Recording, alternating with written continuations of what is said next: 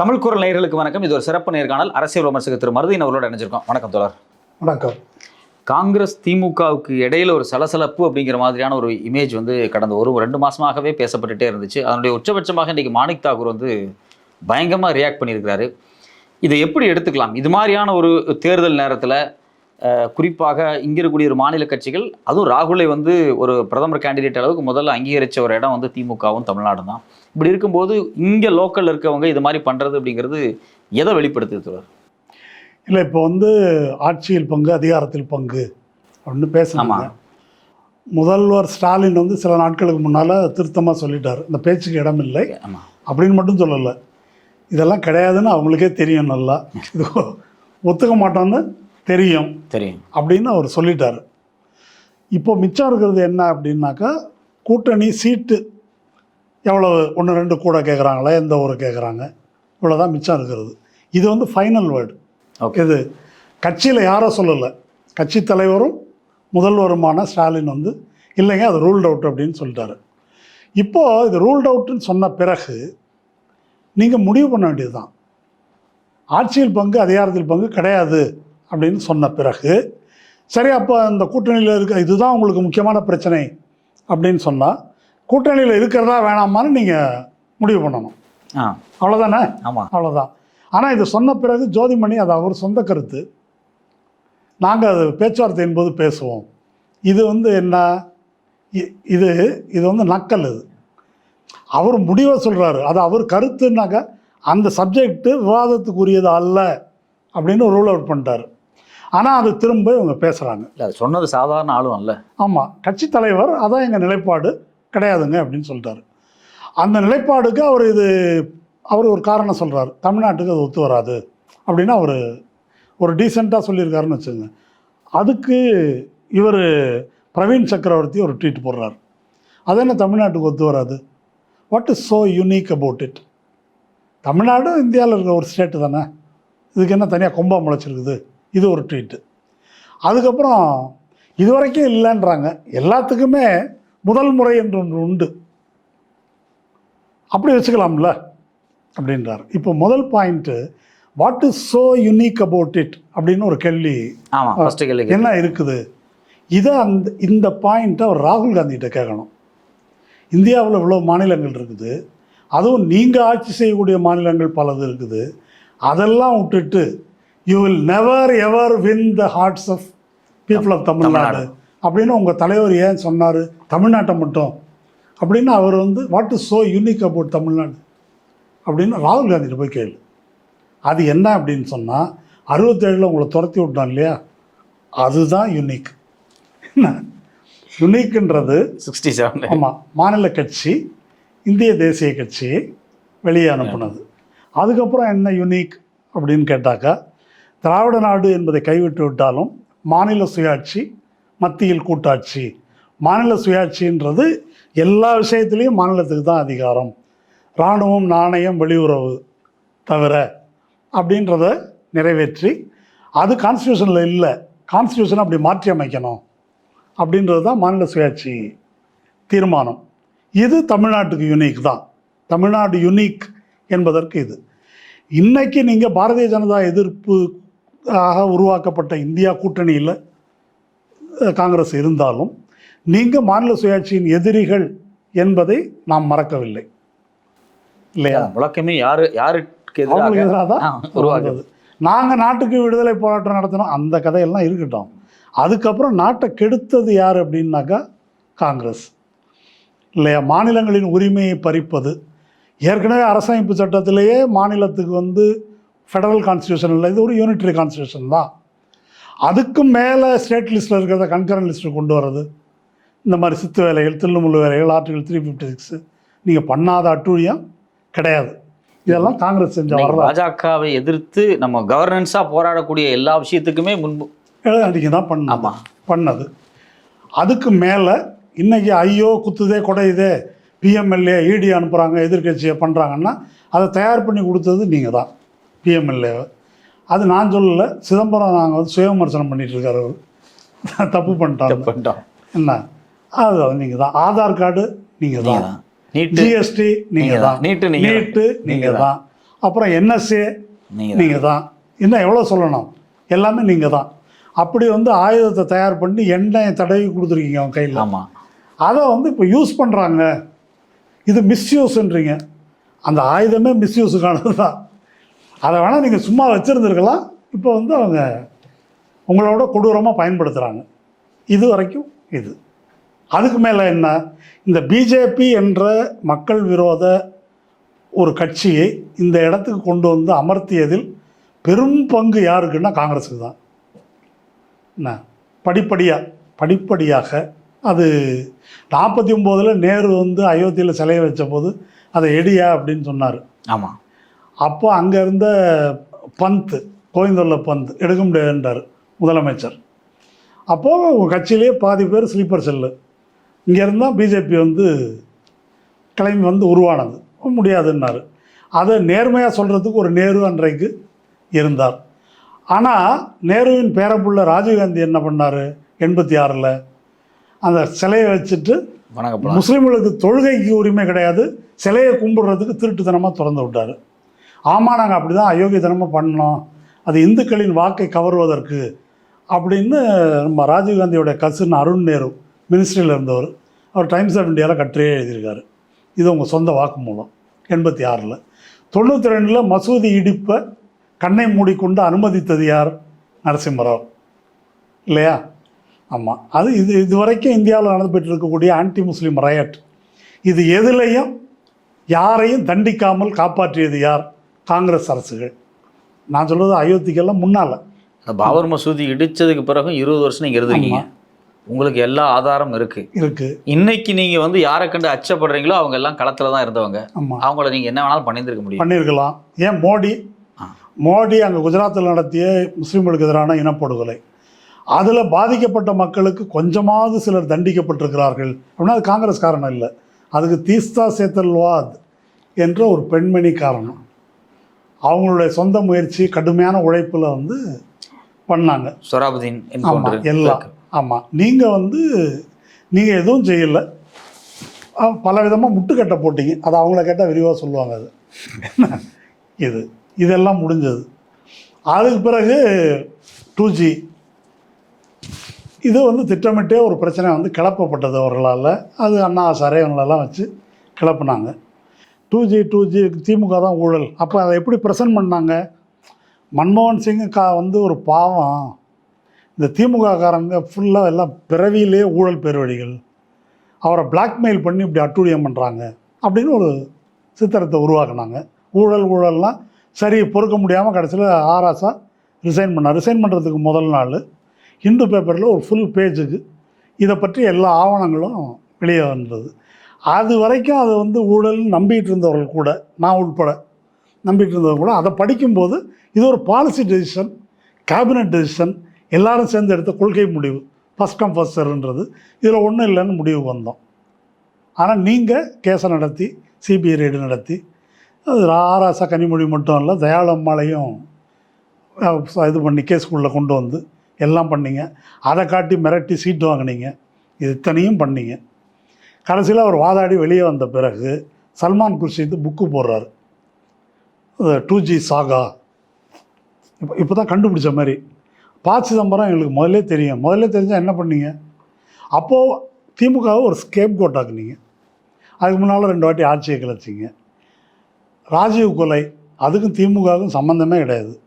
ஆனால் ஜெயலலிதாவோடு சேர்ந்து திமுக தான் கொன்னது அப்படின்னு சொல்லி திமுககாரன் 1 லட்சம் பேர் வீட்டை அடித்தாங்க, கொளுத்துனாங்க, இதெல்லாம் நடந்துச்சு. அது கூட தொலையிட்டோம். ஆனால் ஜெயலலிதா என்ற ஒரு தீமையை தமிழ்நாட்டுக்கு வந்து இதை நீங்கள் செய்யலைன்னாக்கா, திமுக தான் கொண்டுட்டான்னு சொல்லலைன்னா 91 தேர்தலில் ஜெயலலிதா ஜெயிப்பதற்கான வாய்ப்பே கிடையாது. இல்லை, அப்படி ஒரு கும்பலை உருவாக்கி வச்சுங்க. இன்றைக்கி அது எங்கே நிற்கிதுன்னா, பிஜேபியை கொண்டு வந்து தமிழ்நாட்டில் கட்டுறதுக்கு வேலை பார்க்கணும். இத்தனை குற்றங்கள் பண்ணியிருக்கிறீங்க. மாணிக்கம் தாகூர் சொல்கிறாரு, நீ ஒரு டேர்மு பிஜேபியோட கூட்டணி சேர்ந்தீங்க. ஆமாம், அது காமன் மினிமம் ப்ரோக்ராம்னு சேர்ந்தோம், தப்பு தான், எல்லாம் சொல்லியிருக்கிறாங்க. அது ஏன் சேர்ந்தனும் ராஜா விளக்குறாரு. என்னென்னலாம் நீங்கள் செய்யக்கூடாது அப்படிங்கிறத வந்து கண்டிஷனோட இருந்தாலும் பண்ணிருக்கக்கூடாதுன்னு திமுக காரனே பாதி பேர் சொல்கிறாங்க. அதெல்லாம் இருக்கட்டும். இப்போ இவ்வளவு செஞ்சுருக்கீங்களே, ஒரு போப்பு வந்து அன்னைக்கு நாங்கள் டார்வினுக்கு அநீதி இழைத்து விட்டோம் அப்படின்னு மன்னிப்பு கேட்குறாரு. ம். இல்லை பல அறிவியலாளர்களுக்கு மன்னிப்பு, கலீலியோவுக்கு வந்து நாங்கள் தீங்கிழைத்து விட்டோம்னா மன்னிப்பு கேட்குறாங்க. நீ எப்போது மன்னிப்பு கேட்டுருக்கிறியா அதுக்கெல்லாம்? மாணிக்கம் தாகூர் நாங்கள் கோட்ஸே எதிராக இந்த பக்கம் காந்தி மாதிரி நாங்கள், உன் கட்சியிலே பாதி கோட்ஸே, என்ன உன் கொள்கையே இந்து தேசியவாதம், அதுக்கு கோரப்பொருள் முளைச்சா அதுக்கு பேர் தான் பிஜேபி. அதனால் இதெல்லாம் பேசக்கூடாது. இது வேற எங்கேயாவது இந்த கொல்லன் தெருவில் ஊசி விற்கிற மாதிரி தமிழ்நாட்டில் வந்து இந்த கதையை பேசக்கூடாது. அதனால் காங்கிரஸுக்கு வந்து இந்தியா கூட்டணின்னு ஒன்று ஏற்படுத்தியிருக்கிறோம். இந்தியா கூட்டணி எதுக்கு ஏற்படுத்தியிருக்கிறோம்? அதில் இருக்கிறவங்களாம் ஹரிச்சந்திரன் சொக்கத்தங்கம்மா அப்படியெல்லாம் ஏங்க சிவசேனாவை சேர்த்துருக்குறோங்க. மசூதி இடித்தது நாங்கள் தான் பெருமையாக சொல்லிட்டு இருந்த ஆளுங்க. அவங்க பிஜேபியோட போய் செருப்படிப்பட்டு என்ன கட்சியே காலியாகி இப்போ குஜராத்திகள் வந்து எல்லாத்தையும் ஆக்கிரமிச்சிட்டாங்க. இந்தி திணிப்புக்கு எதிராக இப்போ பேசிட்டு இருக்காங்க இல்லையா? அப்படியே பட்டு அனுபவப்பட்டு தமிழ்நாட்டில் போய் நீங்கள் பேச முடியுமா அப்படிலாம் அப்படிங்கிற மாதிரி அவங்க சொல்லிருக்காங்க, அங்கே சொல்லிட்டு இருக்காங்க இல்லையா? அப்படி ஆளெல்லாம் சேர்த்து வச்சுருக்கிறோம். அந்த கணக்கில் தான் காங்கிரஸும் வருது. இப்போ ஒரு பொது எதிரிக்கு எதிராகன்ற முறையில் சேர்த்துருக்கிறோமே தவிர, உங்களுக்கு ஏதோ ஒரு ஒளிவட்டம் இருப்பதாகவோ தகுதி இருப்பதாகவோ நீங்கள் நினச்சிக்கிட்டாக்க முதல்ல மண்டையில் அடித்து அதை இறக்க வேண்டியது நம்முடைய வேலை. சரிதானா? அதனால் இந்த கூட்டணின்றதுனால உங்கள் வரலாறெல்லாம் வந்து யாரும் மறைக்கவோ இல்லை. சில பேர் ரொம்ப சிம்பிளாக ஒரு ஸ்டேட்மெண்ட் சொல்லுவாங்க, நாங்கள் என்ன அதிகாரத்தில் தானே பங்கு கேட்குறோம், எங்களுக்கு 2 சீட்டு கொடுங்க, நாங்கள் வந்து மினிஸ்டர் கொடுங்க அப்படிங்கிற மாதிரி. எதுக்கு அதிகாரத்தில் பங்கு? இப்போ இதை நான் ஒரு சாதாரணமாக கேள்வி கேட்குறேன். அதிகாரத்தில் பங்கு அப்படின்னா பொதுவில் என்ன புரிஞ்சுக்கிறாங்க அப்படின்னாக்கா, சம்பாதிக்கிறாங்க. ஒரு இப்போ திமுகவோட கூட்டணி ஆட்சியில் இருக்குதுங்க. நீங்கள் கூட்டணியில் இருக்கிறீங்க. 5 வருஷம் ஆட்சி நடந்திருக்குது. இந்த 5 வருஷத்தில் திமுக செய்கிறது இது சரியில்லை அது சரியில்லை அப்படின்னு சொல்லி பிசிக போராட்டம் நடத்திருக்கு, சிபிஎம் போராட்டம் நடத்திருக்கு, அறிக்கை நிறையா கொடுத்துருக்காங்க. நீங்கள் என்ன பண்ணிடுறீங்க? இப்போ ஒரு முதலமைச்சர்கிட்ட போய் என்னங்க உங்கள் கூட்டணி கட்சியை உங்களை விமர்சிக்கிறாங்க, அது அவங்களோட ஜனநாயக உரிமை, அவங்க தவறுகளை சுட்டி காட்டுறாங்க, நாங்கள் என்னென்னு வந்து பார்க்குறோம் அப்படின்னு அவர் பதில் சொல்லியிருக்காரு. இப்போ அவங்க சாம்சங் பிரச்சனையா அல்லது தாழ்த்தப்பட்டவர்களுக்கு எதிரான தாக்குதலா, லாக்அப் கொலையா, இந்த மாதிரி விஷயத்தில் விசிகாவோ சிபிஎம்ஓ பேசுனது எதுவும் திமுகவுக்கு இந்த மாதிரி பிரச்சனை ஆகலை. ஆமாம் தப்பு நடந்திருக்கு, அதுக்கு யார் எவ்வளோ பொறுப்பு என்ன சரி நடவடிக்கை எடுக்கிறோம் போகிறோம், சில விஷயங்களை வந்து அவங்க கன்சிடர் பண்ணியிருக்காங்க. இல்லை, அதில் முக்கியமான பிரச்சனை என்னென்னா, திமுக தப்பே செய்வதாக இருந்தாலும் இவங்க சொல்லியிருந்தாலும் அது எல்லாமே பொது நலன் சார்ந்த பிரச்சனை. எனக்கு கொடுக்கல அப்படி கிடையாது. இப்போ நீங்கள் பொதுநலன் சார்ந்து எதுக்கும் பேசுனதில்லை. இன்றைக்கி உங்கள் ஊழலுக்கெல்லாம் நாங்கள் வந்து சுமக்க வேண்டியிருக்கு. இவங்க ஏதோ ஹரிச்சந்திரன் பேரப்பிள்ளை மாதிரி உன் மேலே தான் ஆதர்ஸ் ஸ்கேமு, காமன்வெல்த் ஸ்கேமு, இன்னும் எவ்வளோ இங்கே அஜித் பவார் மேலே இல்லாததா? நீங்கள் தான் சொல்கிறீங்க காங்கிரஸ்காரன்லாம் பிஜேபியில் சேர்க்குறான், வாஷிங் மிஷினில் போட்டு சேர்க்குறான். அது எப்போ அழுக்காச்சு? அதுக்கானது இங்கே இருக்கும்போது தானே நீ வந்து ஏதோ ஊழலுக்காக நாங்கள் அப்படியே இருக்கட்டும் வாதத்துக்கு. அதை இது வரைக்கும் சொல்லிடுறியா? நாளைக்கு தேர்தல் வருது, உனக்கு பதவி வேணும்னு உடனே இப்போ ஊழல்னாக்கா இது என்ன அயோக்கியத்தனம் இது? அப்போது பொதுமக்கள் நலனுக்காக நீங்கள் எதையும் பேசலை. இப்போ நீங்கள் பதவி கேட்குறது அப்படின்னா என்ன காரியம் என்ன திட்டத்தை திமுக செய்ய மாட்டேங்குது, உங்கள் கொள்கையில் இருக்குது, நீங்கள் செஞ்சிட போகிறீங்க. நீங்கள் கேபினெட்டுக்குள்ளே வந்து அதை செய்யணும், ஒரு பெரிய ஒளியை இந்த துறையை எங்கள்கிட்ட கொடுங்க, அறநிலையத்துறையை கொடுங்கப்பா, சேகர் பாபுட்ட வேணாம், நாங்கள் நடத்துகிறோம். இப்போ உங்கள் கொள்கை என்ன? சபரிமலையில் ஒரு தீர்ப்பு வந்துச்சு, பெண்கள் போய் வழிபடலாம் அப்படின்னு. சரி, அதுக்கு ஏற்பாடு பண்ணுவோன்னு சிபிஎம் கவர்மெண்ட் வந்து ரெடி பண்ணாங்க. உடனே சங்கிகள் வந்து அதை தடுக்கிறது. இப்போ சுப்ரீம் கோர்ட்டில் அதை ரிவ்யூ பண்ணுறானா, செய்தி பார்த்தேன். அது இருக்கட்டும், போராட்டம் நடத்துகிறாங்க இறங்கி. கூட யார் நின்னது? காங்கிரஸ். அப்போது பெண்கள் உள்ளே போகக்கூடாது, சசி தரூர் தான் தலைமை. அது என்ன கூடாதுன்னதுக்கு அவர் பெரிய லிபரல், இங்கிலீஷில் அவர் மாதிரி வெள்ளைக்காரனே பேச முடியாது, ஆனால் பெண்களை உள்ளே விடக்கூடாது அப்படின்னு போராட்டம் நடத்துனீங்க. சங்கியோடு சேர்ந்து போராட்டம் நடத்துனீங்க. சரி, இப்போ அனைத்து சாதி அர்ச்சகர் கொண்டு வந்துருக்குறாங்க. உங்கள் கொள்கை என்ன? காங்கிரஸ் ஆளும் மாநிலத்திலாம் செய்கிறீங்களா? அது செய்வீங்களா? அந்த துறை அமைச்சர் உங்கள்கிட்ட கொடுத்தாக்க, சரி கல்வித்துறையை கொடுக்குறோம் அப்படின்னாக்கா என்ன செய்வீங்க? நீங்கள் நீட்டு வேணான்னு செய்வீங்களா? இடபிள்யூஎஸ் வேணாம்பீங்களா? என்ன பிற்படுத்தோர் நலத்துறை எடுத்துக்குவோம், இடபிள்யூஎஸ் வேண்டாம் எதிர்ப்போன்றீங்க. கொள்கையிலேயே உனக்கு சம்பந்தம் இல்லை, நீ எப்படி கேபினெட் உள்ளே வர முடியும்? ஒரு கேபினெட்டுக்குள்ள இது பிஜேபி எதிர்ப்பு கூட்டணி. கேபினெட்டுக்குள்ளே வரணும் அப்படின்னா கூட்டணி ஆட்சின்னு வச்சுக்குவோம். உனக்கு மாநில சுயாட்சியில் நம்பிக்கை இருக்கா? இந்து தேசிய எதிர்ப்பில் நம்பிக்கை இருக்கா? பார்ப்பனிய எதிர்ப்பில் நம்பிக்கை இருக்கா? இதில் தான் நம்பிக்கை இருக்குது. ஒரு கணக்குக்கு விசிகாவை சொன்னால் நான் ஒத்துக்கலாம். அவர் ரொம்ப தெளிவாக சொல்லுவார். ஆமாம், அவங்கள வந்து கூட்டணி ஆட்சி, அவர்களுக்கு ஒரு அமைச்சர் கொடுக்குறேன் அப்படின்னு சொன்னால் அதில் ஒரு நியாயம் இருக்குது. பிரச்சனை வந்து இப்போ முதல்வர் வந்து சொல்லியிருக்கலாம் இந்த மாதிரி. நான் இப்படி சொல்கிறேன்னே, நாளைக்கே முதல்வர் சரி ஒரு போனால் போகுது ஒன்று கொடுப்போன்னா கூடாதுன்றது என்னுடைய தரப்பு. கொடுக்கக்கூடாது, ஒரு சீட்டு கூட கொடுக்கக்கூடாது. அமைச்சர் பதவி இந்த பிஸ்னஸுக்கே இடம் கிடையாது. எதுக்காக கொடுக்கணும்? அவ்வாறு கொடுப்பது என்பது இது ஒன்றும் கௌரவ பிரச்சனைக்காக சொல்கிறேன் நான். அது தமிழ்நாட்டுக்கு செய்கின்ற தீங்கு. இவங்க பேசுகிறவங்க யாருக்கும் மக்கள் நலனில் எந்த விதமான அக்கறையோ ஈடுபாடோ உள்ளவர்கள் அல்ல. பச்சையாக சொன்னாக்கா நீங்களே சம்பாதிக்கிறீங்க, எங்களை சம்பாதிக்க விடுங்க அப்படி சொல்லுத மக்களுக்கு புரிகிற மாதிரி அப்படி சொல்லலாம்ல. அதிகாரத்தில் பங்கு ஏதோ பயங்கரமான இது மாதிரி இல்லை. அது என்ன அது இல்லை, நானே கேட்குறேன். இவங்களுக்கு 30 சீட் 40 சீட்டு கொடுக்குறாங்கன்னு வைங்களேன். அந்த தொகுதியிலையும் யார் வேலை பார்க்க போகிறா? வேலை பார்க்குறது திமுக தான் வேலை பார்க்கணும். இல்லை, அது அவங்க எப்படி நினைக்கிறாங்கன்னாக்கா, ஒரு பண்ணையார் மனோபாவம், ஆதிக்க சாதி மனோபாவம்னு ஒன்று இருக்குது. அது என்ன அப்படின்னா, அவங்க வேலை செய்கிறதுக்கு பிறந்தவர்கள். அது அப்படி தான் இருக்குது. அவங்க அந்த வேலையை பார்ப்பாங்க, நம்ம சவாரி பண்ணலாம். இப்போ அவங்க ஏன் இதை பேசுகிறாங்க அப்படின்னாக்கா, இந்த விஜய் கட்சின்னு ஒன்று இருக்குது. ஒன்றும் விவரமே முடியாத ஒரு தற்கொலை கூட்டம் இருக்குது. சின்ன வயசு பசங்களாக இருக்கிறாங்க. அவங்க முதுகில் ஏறி சவாரி பண்ணலாம் அப்படின்னு இப்போ ஒரு புதுசாக முதுகு கிடச்சிருக்குது அவங்களுக்கு.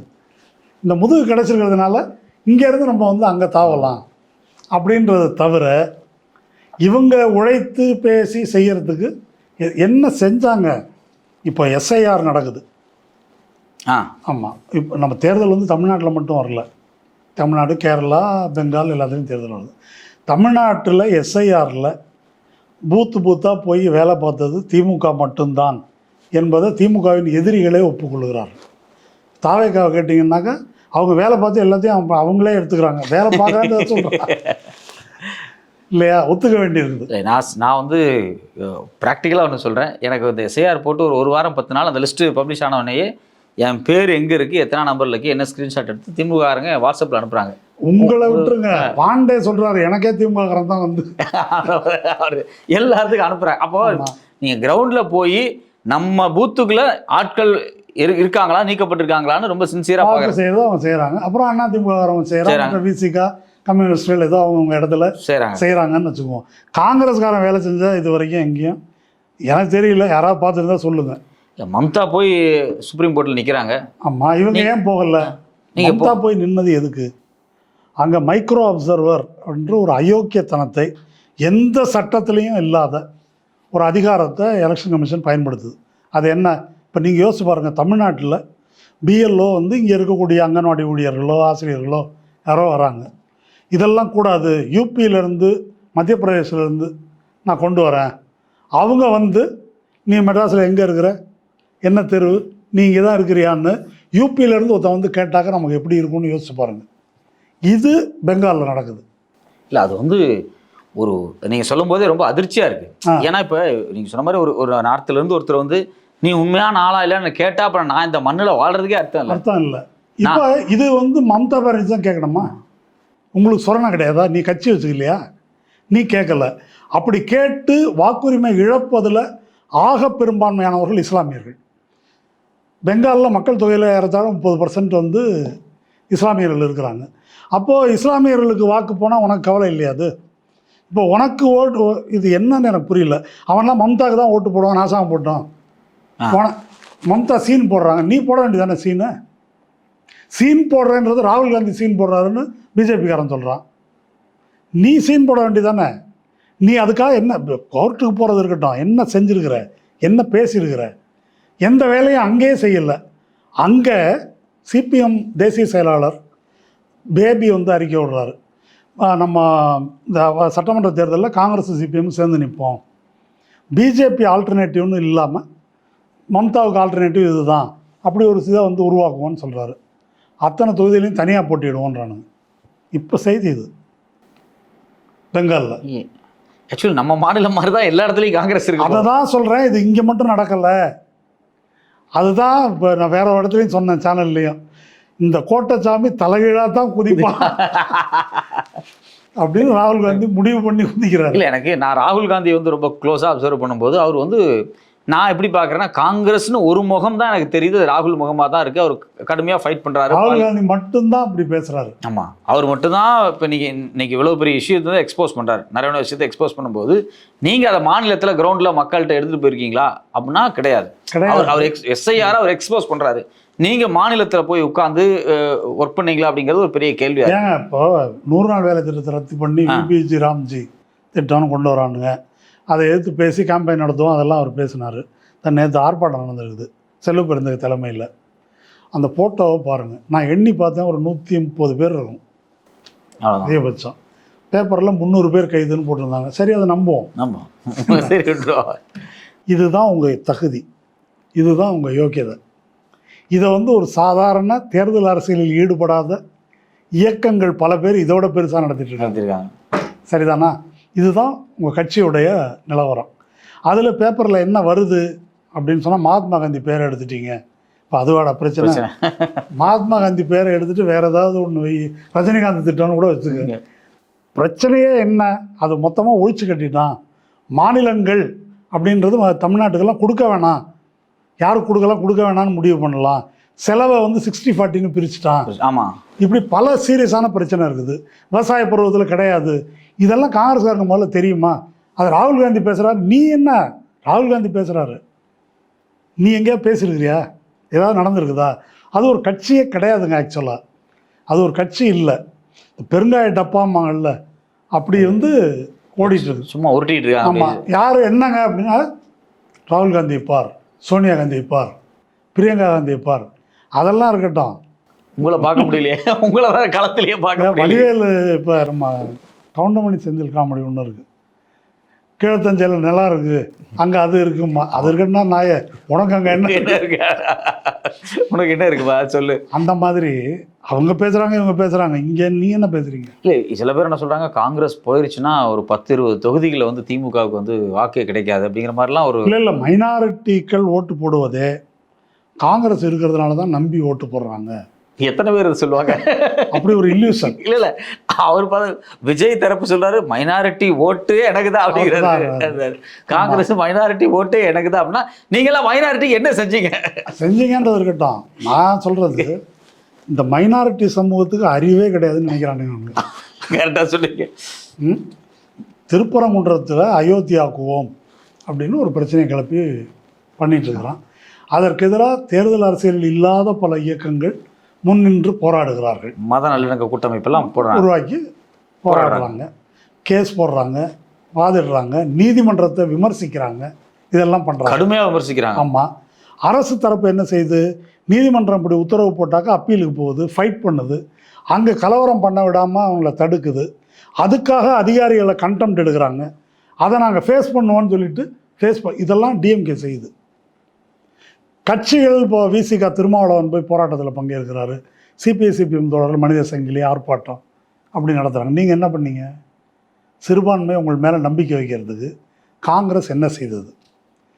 அங்கே கன்னியாகுமரியில் கிறிஸ்தவர்கள் வழிபடுற இடத்துல அங்கே பிரச்சனை, திண்டுக்கல்லில் ஏதோ ஒரு ஊரில் வந்து மாரியம்மன் கோயில் பக்கத்தில் அது சர்ச் இருக்குதுன்னு அங்கே ஒரு பிரச்சனையை கிளப்புறாங்க. இப்போது இதெல்லாம் கவர்மெண்ட் வந்து அதை எதிர்கொள்ளுது அரசு அதிகாரத்தை வைத்து. ஆனால் நீங்கள் மைனாரிட்டியின் ஆதரவு பெற்றவர்கள், உங்களை நம்பி தான் மைனாரிட்டி இருக்கிறாங்கன்னா நீங்கள் என்ன பண்ணுறீங்க? இதெல்லாம் திருப்பரங்குன்றான்னு ஒரு ஊர் இருக்குது, அது முதல்ல தெரியுமா உங்களுக்கு? எதையுமே பண்ணலை. இப்போ நான் இப்படி திருப்பி கேட்குறேன், சபரிமலை கேஸில் நீங்கள் அப்படி பண்ணீங்களே, ஒருவேளை நீங்கள் கேபினெட்டில் இருந்தால் சரி, அதான் ராம ரவிக்குமார் இன்னொரு இடத்துல தீபம் ஏற்றலான்னு சொல்கிறாரு, ஏற்றுங்கன்னு தான் சொல்லுவீங்க. அதுதான் உங்கள் கொள்கை. நீ அயோத்தியில் பண்ண வேலை அதுதானே, திருப்பரங்குன்றத்தில் அந்த வேலையை தானே நீ பண்ணுவ. இன்னைக்கு ஸ்டாலின் செய்யறது நீங்கள் அன்னைக்கு அயோத்தியில் செஞ்சுருந்தீங்க அப்படின்னா அந்த பிரச்சனையே இருந்திருக்காது. ராஜீவ் காந்தி செய்ததை திருப்பரங்குன்றத்தில் செய்ய மறுத்தார் ஸ்டாலின். புரியுதா? அது நீதிமன்றம் சொல்லியும் எதிர்த்து நின்றார் என்பது உண்மை. நீங்கள் எப்படி இந்த அமைச்சரவையில் இருக்க முடியும்? எனக்கு ஒன்றுமே புரியல. எப்படி இருக்க முடியும்? இது என்னது புள்ள பூச்சியை மடியில் கட்டிட்டுன்றாங்கல்ல, அது மாதிரி கட்டு சோதனை பெருச்சாடி மாதிரி உங்களை வச்சுக்கிட்டு நல்ல காரியம் எதுவுமே பண்ண முடியாது. இல்லை ப்ராக்டிக்கலாகவே பார்த்தீங்கன்னா இப்போ நீங்கள் வந்து ஒரு 30-40 சீட்டு கொடுக்கும்போது காங்கிரஸ் திமுக காரங்க அவங்களுக்கு அது ஒதுக்கப்பட்டுச்சுன்னா அவங்களே ரொம்ப சந்தோஷமாக வேலை பார்ப்பாங்க. இயல்பாக நானே அதை விசாரிச்சு பார்த்தேன். இப்படி காங்கிரஸ் வெளியே போயிடுச்சுன்னா என்ன பண்ணுவீங்கன்னு கேட்டால், ஆனால் எங்கள் சீட் நாங்களாம் வந்து ரொம்ப பயங்கரமாக வேலை செய்வோம் அப்படின்னு அவங்க கிரவுண்டில் இருக்கவங்க சொல்கிறாங்க. ஆமாம். ஸோ அப்போ இவங்க தேவையில்லாத லக்கேஜாக தான் அவங்களே ஃபீல் பண்ணுறது. இல்லை, அவர் பிரவீன் சக்கரவர்த்தி ஒரு ட்வீட் போட்டிருக்காரு நேற்றுக்கு, நல்லா போட்டிருக்காரு. அதாவது மதச்சார்பின்மை அப்படின்ற பொது நோக்கத்துக்காக நம்ம இணைந்திருக்கிறோம். இப்போ கேரளாவில் பாருங்கள், சிபிஎம் காங்கிரஸ் ஃபைட்டு, அங்கே பெங்காலில் பாருங்கள் ஃபைட்டு. அதனால் இதை பெருசாக எடுத்துக்காதீங்க. இது வேற, அது வேற. இங்கே சண்டை போட்டுக்கிறதுக்கும் பொது நோக்கத்துக்கு நம்ம சேர்ந்து சண்டை போடுறதுக்கும் சம்மந்தம் இல்லை. புது லாஜிக்காக இருக்குது. ஆமாம், சரி, இதை மேலோட்டமாக பார்த்தா ஆமாம் கேரளாவில் அப்படி இருக்குல்ல, இங்கே அப்படி இருக்குல்ல அப்படின்னு சொல்லலாம். கேரளாவில் சிபிஎம் வர்சஸ் காங்கிரஸ் அப்படின்னு போட்டி நடக்குது. இங்கே நீங்கள் என்ன பண்ணுறீங்க, டிஎம்கே வர்சஸ் காங்கிரஸ் நீங்கள் இருக்குதா, நீ கூட்டணியில் இருக்கிற. இப்போ உனக்கு பிரச்சனை கொள்கை இல்லை, அங்கே கொள்கை ரீதியாகவே வேறுபட்டு பல விஷயங்களில், இப்போ சபரிமலை மாதிரியோ வேறு இஷ்யூஸில் வந்து இங்கே என்ன வேறுபாடு உங்களுக்கு, எதை எழுப்பியிருக்கிறீங்க? உனக்கு இருக்கிற முக்கியமான கொள்கை வேறுபாடு அமைச்சர் பதவி. இதான கொள்கை, பியூரா சுயநலம் தான். ஆமாம், அது என்னன்றது நான் சொல்ல, விஜய் நேற்று சொல்லியிருக்காரு.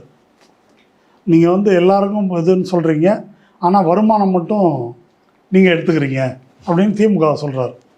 அப்போ எங்களோட கூட்டணிக்கு வந்தீங்கன்னா வருமானத்தை பிரித்து கொடுப்போம், ஊழலற்ற ஆட்சி அமைக்க போகிற விஜய் சொல்கிறார். நம்ம எல்லாரும் சேர்ந்து கல்லா கட்டுவோம், கல்லா கட்டி பிரிச்சுக்குவோம். அப்போ நீ அப்படி கேட்கணும், என்னங்க திமுக காரங்க மட்டும் சம்பாதிக்கிறாங்க, எங்களுக்கு ஒரு சம்பாதிக்கிறது வாய்ப்பு கொடுங்க அப்படின்னு சொல்லலாம். அதை சொல்லாமல் பதவின்றது எங்களுக்கு மரியாதை இல்லைன்றார் யார், மாணிக்கத்தாவு. மரியாதை, நான் தேர்தலே நிற்க மாட்டேங்கிறார். மரியாதை இல்லை. நான் என்ன சொல்ல வரேன், யார் மரியாதையில் போடா வாடான்னு யாராவது பேசிட்டாங்களா? மரியாதை, சரி மரியாதையாக பேசுங்க, அதை கண்டிப்போம். மரியாதை இல்லைன்னு பதவி கொடுங்கன்னா பதவிக்கு மரியாதை அது எனக்கு புரியல. மரியாதை இல்லைன்னா மரியாதையை பேசுன்னு சொல்லு. நான் இவ்வளோ உழைச்சிருக்கேன், ஸ்டேட்டுக்கு இவ்வளோ வேலை பார்த்துருக்கேன், மக்களுக்காக போராட்டம் பண்ணோம், வழக்கு சந்திச்சிருக்கோம், இதை பார்த்தோம், இதெல்லாம் பண்ணோம், ஆனால் எங்களை வந்து கன்சிடர் பண்ணலாமே அப்படின்னு கேட்கறது கூட ஒரு நியாயமாக தெரியலாம். ஆமாம், ஆனால் நான் எதுவுமே பண்ணலை, ஆனால் எனக்கு மரியாதை கொடுக்கணும். இல்லை, இப்போ அவர் திமுக மாவட்ட செயலர் தளபதி என்ன ஒரு தொகுதிக்கு 3000-4000 பேர் இருப்பாங்க, இருந்துக்கிட்டு என்ன பேசுகிறாங்கன்னு ஒரு கொச்சையாக பேசுகிறாரு, உங்களை அவமானப்படுத்திட்டாரு, அவர்கிட்ட நடவடிக்கை எடுக்க சொன்னோம், இன்னும் நடவடிக்கை எடுக்கலைன்றாங்க. நான் என்ன சொல்கிறேன், தளபதி பேசுனது உண்மையிலே பிரச்சனை தான். ஒரு ரயில் மறியல் ஒன்று நடத்துனாங்கல்ல, 3 பேரா 4 பேரா, அவர் 4000ன்றாரு. அவரே தப்பாக சொல்கிறாரு, தளபதி சொல்கிறாரு. அதுக்காக வேணால் நடவடிக்கை எடுக்கலாம். என்ன, ஏதாவது பேசுகிறதுல ஒரு லாஜிக் இருக்கணும், நியாயம் இருக்கணும். அதனால் அப்படி எதுவுமே இல்லாமல் இப்படி கேட்குறாங்க. இந்த பிரவீன் சக்கரவர்த்தி சொல்லக்கூடிய இந்த வாதம் என்பது அடிப்படையில் தவறு. இப்போ இவங்க செய்யக்கூடிய இந்த நடவடிக்கை இருக்கு இல்லையா, அது வந்து இந்த தமிழ்நாட்டில் இருக்கக்கூடிய இந்த கூட்டணி இந்தியாவுக்கே ஒரு முன்மாதிரி, கொள்கை ரீதியாக இணைந்துள்ள கூட்டணியில் எந்த சச்சரவுக்கும் இடம் கொடுக்காமல் இந்த கூட்டணியை ஸ்டாலின் வந்து பராமரிக்கிறார். இது வந்து ரொம்ப தனிச்சிறப்பாக இருக்குது அப்படின்னு பல பேர் சொல்கிறாங்க. மீடியாவிலேருந்து பல எதிர்த்தரப்பே சொல்லியிருக்கிறாங்க. இப்போ இவங்க செய்கிற வேலை இருக்கு இல்லையா, அது என்ன, திமுக நீ ஊழல்ன்ற, இது சரியில்லைன்ற, பதவியை நீ எடுத்துக்கிட்டான்ற, இது வந்து மக்கள் மத்தியில் இந்த கூட்டணியின் மீது ஒரு அவநம்பிக்கையை பரப்புறீங்க, ஒரு பலவீனமாக ஒரு இமேஜை குலைக்கிறீங்க. இந்த கூட்டணிக்குள்ள இமேஜ் என்ன அப்படின்னா, பிஜேபியை எதிர்த்து நிற்பதில் இந்தியாவிலேயே ஒரு முன்மாதிரியான ஒரு இடமாக தமிழ்நாடு இருக்குது. அந்த இமேஜை காலி பண்ணுறாங்க. எதுக்காக காலி பண்ணுறாங்க?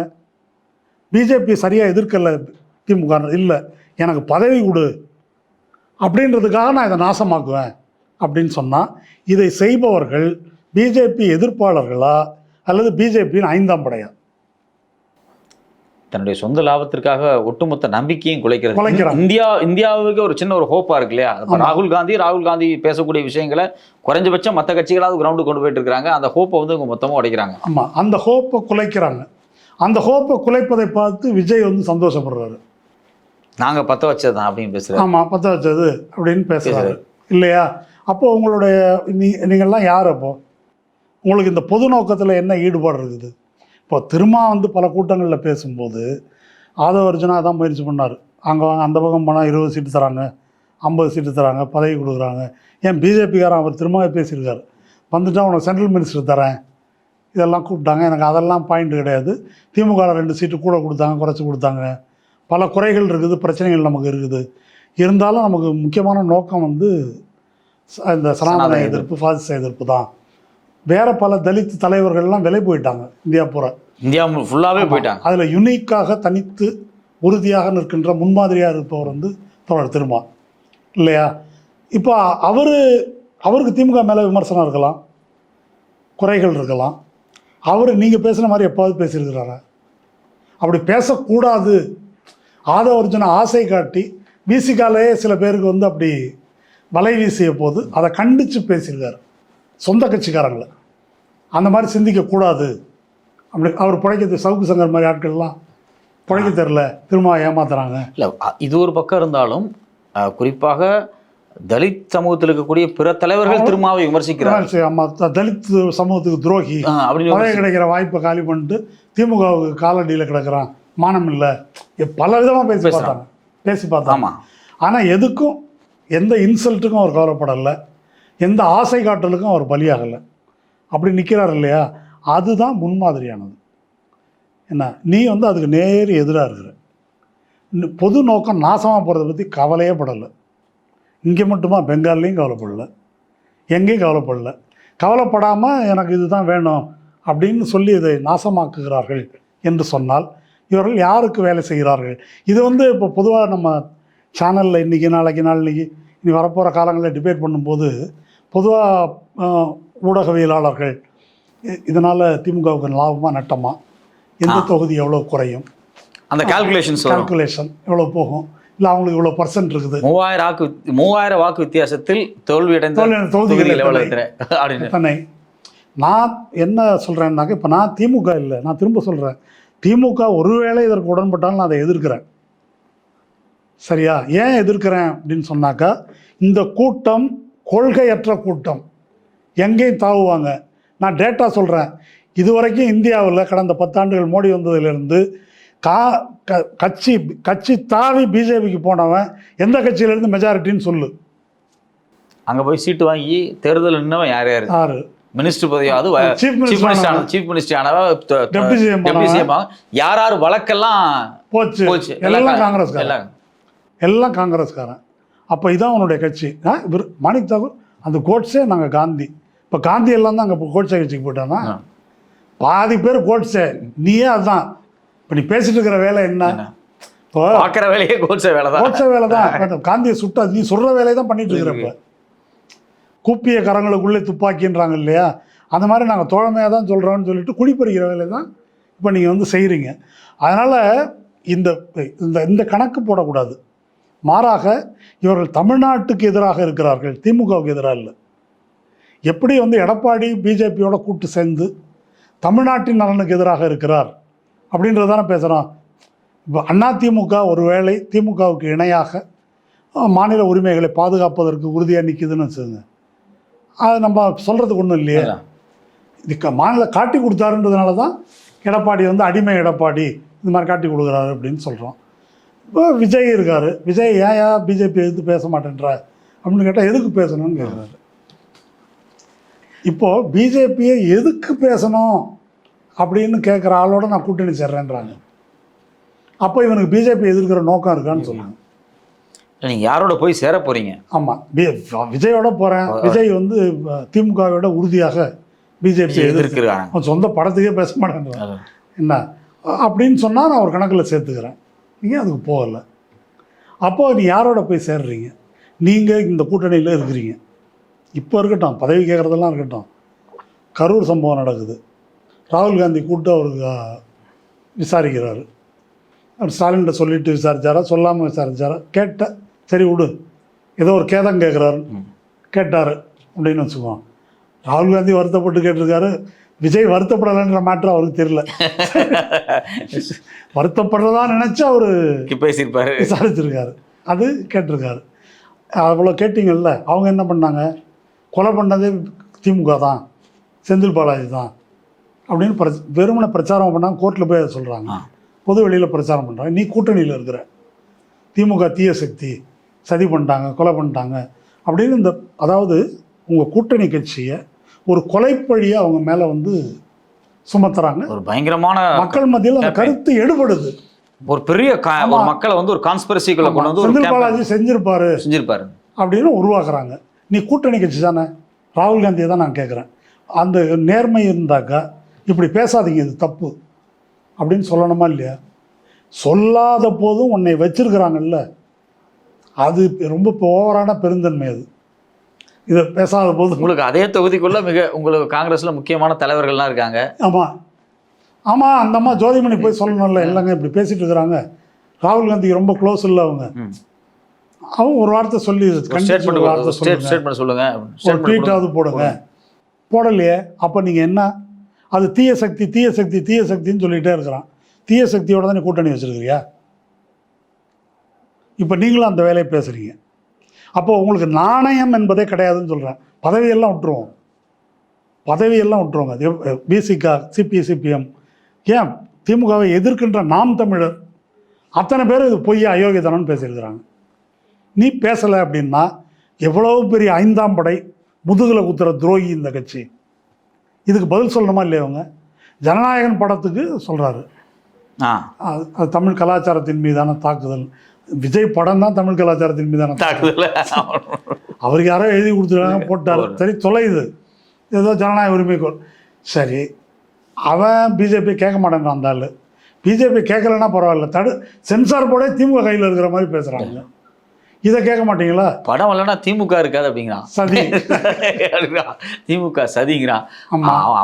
அவங்களோட ஸ்டேட்மெண்ட்லாம் ரொம்ப அதிர்ச்சியா இருக்கு. அதாவது குற்றப்பத்திரிகையில் விஜய் பேர் சேர்த்துட்டா நாங்கள் திமுக விட மாட்டோம் அப்படின்னா.